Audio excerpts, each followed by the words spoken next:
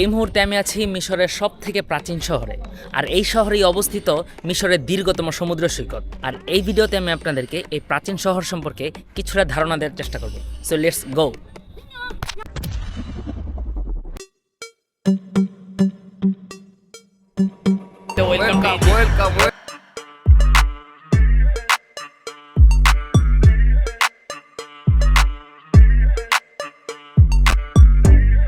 এই মুহূর্তে যে শহরটাতে আছি, এই শহরের নাম আলেকজান্ডারিয়া।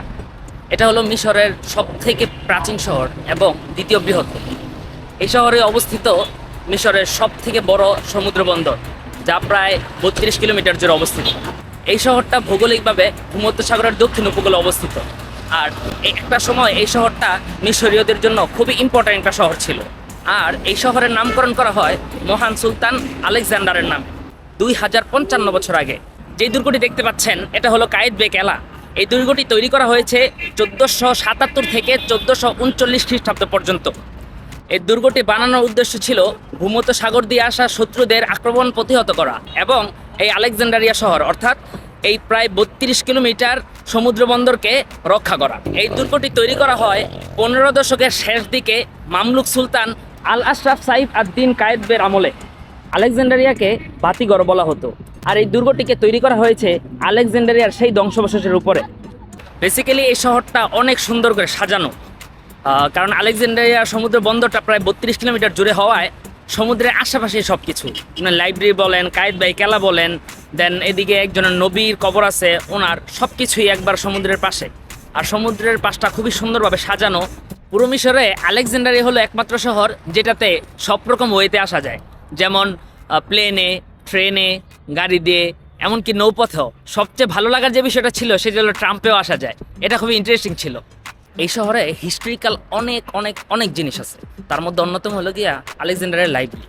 এই লাইব্রেরিটা একটা সময় বিশ্ববিখ্যাত ছিল এবং পৃথিবীর সবচেয়ে বড় লাইব্রেরি ছিল। আর এই লাইব্রেরিটা সম্পর্কে আমরা কিছু জানি আজকে। সালাসা তুল্লাব জামিয়াতুল আজহার।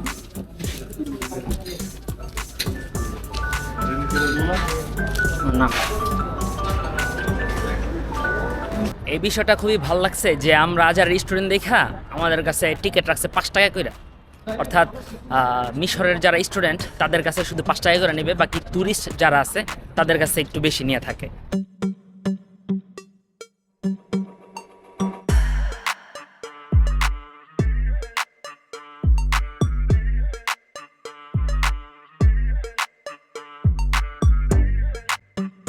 প্রায় আধা ঘন্টা ঘোরার পর একটা জায়গা পাইলাম যে একটু কথা বলার মতো, কারণ এই লাইব্রেরিতে পুরা শুনশান। অর্থাৎ সবাই তো আসে গবেষণা বা পড়াশোনা করার জন্য, কিছু জানার জন্য, তো সব একদম নিস্তব্ধ, সবাই চুপ। তো আমি ঢুকছি প্রায় আধা ঘন্টা হয়। তো আধা ঘন্টার মধ্যে এরকম একটা প্লেস পাই নাই যেখানে বইলে একটু কথা বলবো, মানে এই লাইব্রেরি সম্পর্কে কিছু কথা বলবো আর কি। তো যাই হোক, এখন পাইছি, এখন কিছু বলি। একটু পর যদি আবার লোক আসে, আবার আরেক ঝামেলা। বর্তমানে যে লাইব্রেরিটিতে বসে আছি এটা হলো আলেকজান্ডারিয়ার সেই বিখ্যাত লাইব্রেরি। এই লাইব্রেরিটি একটা সময় পৃথিবীর সবথেকে বিখ্যাত, সবথেকে বড় এবং গুরুত্বপূর্ণ লাইব্রেরি ছিল। এই লাইব্রেরিটি তৈরি করা হয় খ্রিস্টপূর্ব 3য় শতাব্দীতে মিশরের টমেলিক রাজবংশের সময়। এই লাইব্রেরিটি ছিল মিশরের ঐশ্বর্য এবং ক্ষমতার কারণ। সারা পৃথিবীর সমস্ত লাইব্রেরি থেকে বই ধার করে নিয়ে এসে এখানে তার অনুলিপি তৈরি করা হতো। এটা শুধু লাইব্রেরি না, এটাকে বইয়ের মিউজিয়ামও বলা যেতে পারে। এটা ছিল প্রাচীন বিশ্বে সর্ববৃহত্তম গবেষণা কেন্দ্র।